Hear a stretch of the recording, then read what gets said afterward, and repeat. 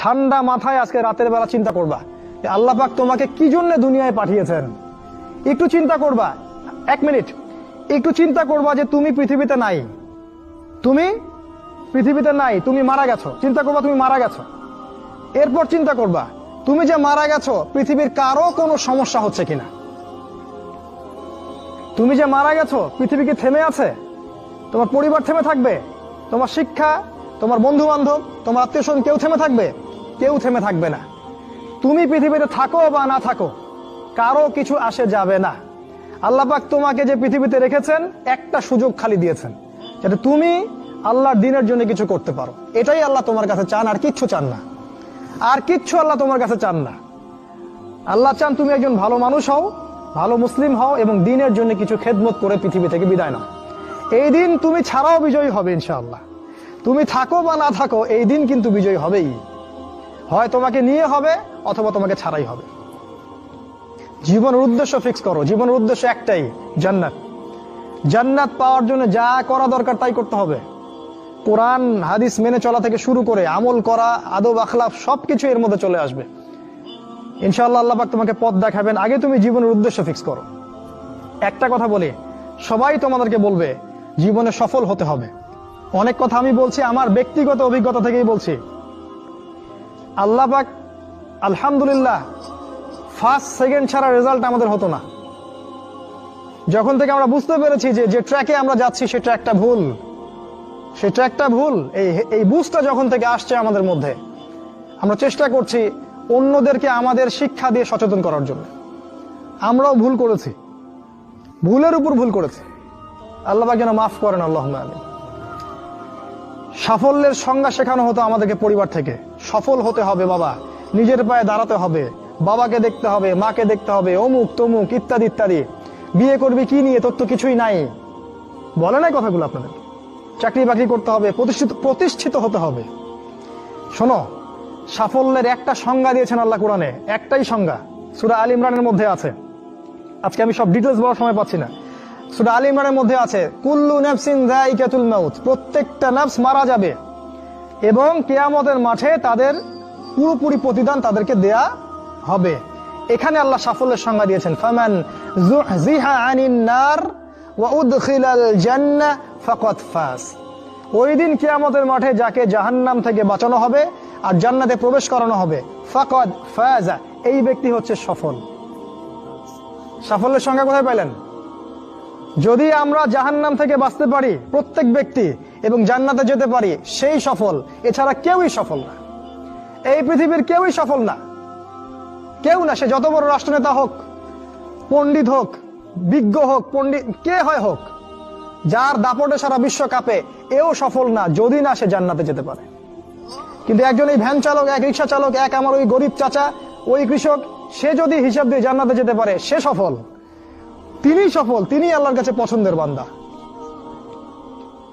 অতএব জীবনের উদ্দেশ্যটাকে ঠিক করে ফেলো, এটা প্রথম কাজ। দ্বিতীয় কাজ, তোমাকে জ্ঞান অর্জন করতে হবে। দ্বিতীয় কাজ, কিসের জ্ঞান অর্জন করবে? যে জ্ঞান তোমাকে আল্লাহর দিকে নিয়ে আসবে সেই জ্ঞান অর্জন করতে হবে। কোন কোন সাবজেক্ট পড়তে হবে তোমাকে? তোমাকে প্রথমত কোরআন পড়তে হবে, তেলাওয়াত করা শিখবে, অর্থ জানবে, আরবি ভাষা শেখার চেষ্টা করো, কোরআনের আদেশ মানো, নিষেধগুলো ছেড়ে দাও এবং কোরআনের দাওয়াত মানুষের কাছে পৌঁছে দাও। কোরআনের দাওয়াত মানুষের কাছে পৌঁছে দাও এবং কোরআনের বিধান বাস্তবায়নের জন্য আল্লাহর পথে চেষ্টা করো। আর কি সাবজেক্ট পড়তে হবে? তোমাকে হাদিস পড়তে হবে, রাসূলের হাদিস, অসংখ্য হাদিস, এগুলো পড়তে হবে তোমাকে। আর কি পড়বে? ইসলামের ইতিহাস তোমাকে পড়তে হবে। ইসলামের ইতিহাস জানবে না তাহলে হীনমন্য জাতি হবে। তুমি জানবেই না তোমার এই বাপ দাদারা ছিল সিংহ পুরুষ, তুমি এটা জানবেই না। তোমার শেকড় যে এত সিংহ পুরুষ দিয়ে ভর্তি, এটা তুমি জানোই না। এজন্য হীনমন্যতায় ভোগো, মনে হয় যে আমাদের কেউ নাই, আমরা এতিম। জি না, আমরা এই বিশ্ব শাসন করেছি 100 বছর আগেও। 100 বছর আগেও এই পুরো বিশ্ব আমাদের হাতে ছিল। এখন যা দেখছো এরকম অতীত এরকম ছিল না। একটা ওমরের হুঙ্কারে সারা বিশ্ব কেঁপে যাইতো। এক আলী রাদিয়াল্লাহু আনহু যদি জিহাদের মাঠে হুঙ্কার দিতেন, সমস্ত কাফেরের হৃদয় একদম দরদর করে কাঁপতে থাকতো। আমাদের সিংহ পুরুষ বাবারা দাদারা এরকম ছিলেন। আমরা এত হীনমন্য জাতি ছিলাম না। আজকে আমরা আমাদের পরিচয় ভুলে গেছি, পরিচয় ভুলে গেছি। ইতিহাস পড়তে হবে তোমাকে। আর কি পড়তে হবে? ইসলামের অর্থনীতি পড়বে, অর্থনীতি জানো না, তুমি হালাল হারাম বুঝতে পারবে না।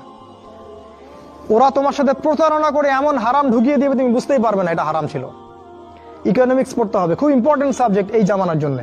আর কি পড়তে? পলিটিক্যাল সায়েন্স, এই বিশ্ব রাজনীতি সম্পর্কে পড়াশোনা করবে, এটা গুরুত্বপূর্ণ সাবজেক্ট। এছাড়া জেনারেল লাইনে যে পড়াশোনাগুলো করছো এগুলো ভালো, আমি এগুলো পড়তে নিষেধ করিনি। আমি বলেছি এগুলোর শিকড়টা হবে ইসলামিক। তুমি ডাক্তার হও আর ইঞ্জিনিয়ার হও আর কি হও এটাতে আমাদের কোনো আপত্তি নাই, শিকড়টা হতে হবে ইসলামিক, কোরআন এবং সুন্নাহ ভিত্তিক। আর একটা সাবজেক্ট পড়বে ফিকহ।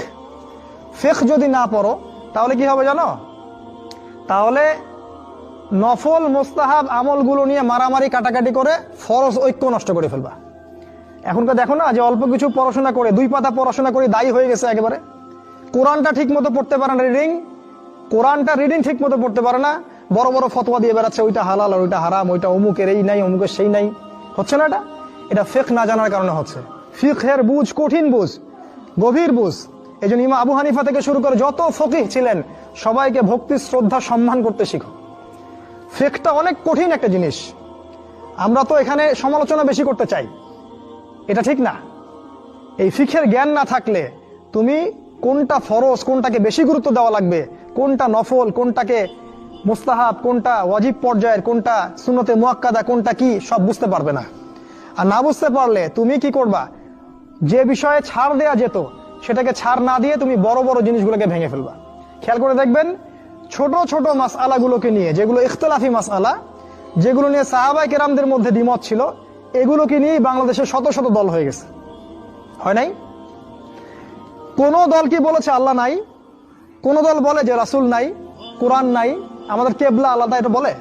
সবার আল্লাহ এক, রাসূল এক, কেবলা এক, কোরআন এক, সুন্নাহ এক, সব এক। তাহলে এতগুলো দল কেন হলো? ওই যে সংকীর্ণ মানসিকতা এবং এই ফিকহের বুঝ না থাকার কারণে হয়েছে। তাই ফিকহটা পড়বে, না হলে তোমার দ্বারা উপকার না হয় উম্মার ক্ষতি হয়ে যাবে। তোমার দ্বারা উপকার না হয় উম্মার ক্ষতি হয়ে যাবে।